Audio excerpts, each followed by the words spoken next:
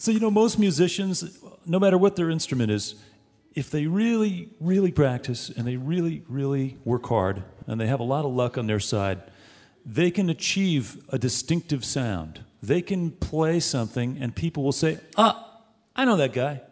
I know the sound of that saxophone. I know that style of piano playing. And you have managed to actually do it twice. Because anytime anybody hears you sing, they recognize your voice. And nobody plays guitar like you. It just sounds like you. Such a great sound. I have to confess, you know, I didn't know how to tune it correctly. So how I do tuned you, it my way. how do you tune it? Just do an open chord? An open chord. And then when you want to change chords, you use your thumb? For majors. Yeah. For majors. Yes. And if you want to play a minor chord? I drop one string. Wow. So it's a whole nother way of doing it. And the thing, though, Richie, that it... You're not supposed to be able to do that, by the way, folks, out there in Radio Land.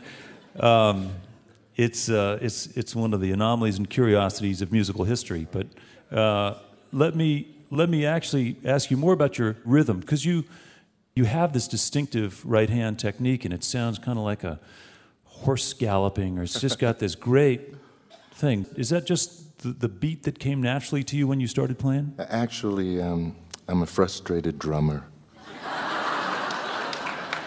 That's really the truth.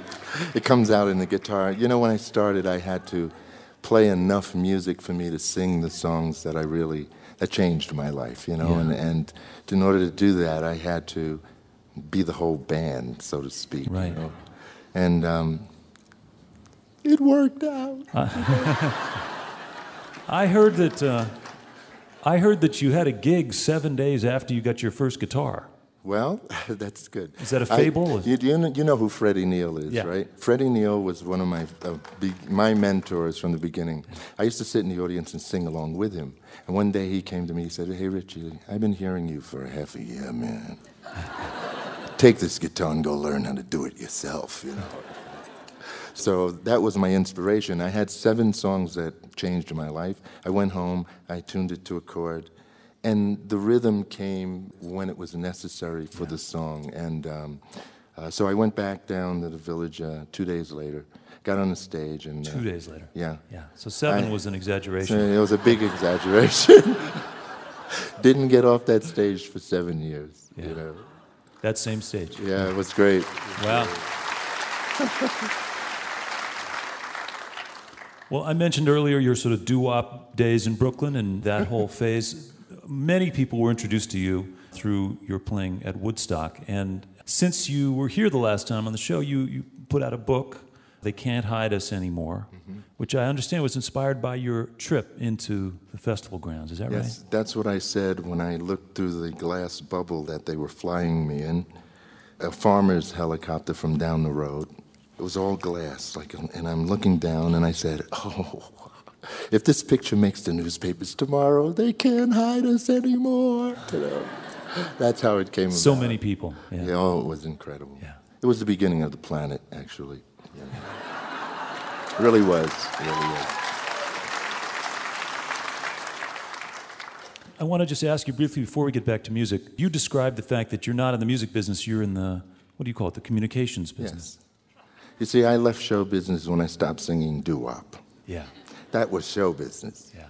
What happened was that I realized everyone on the stage in Greenwich Village were in the communications business. They may not have realized it, but I did. I did. They were singing to living human beings and changing their lives like they did me. So I knew it was someplace special. I learned a long time ago that the stage doesn't belong to the artist. It belongs to the audience. If they're not sitting there, we're not sitting here.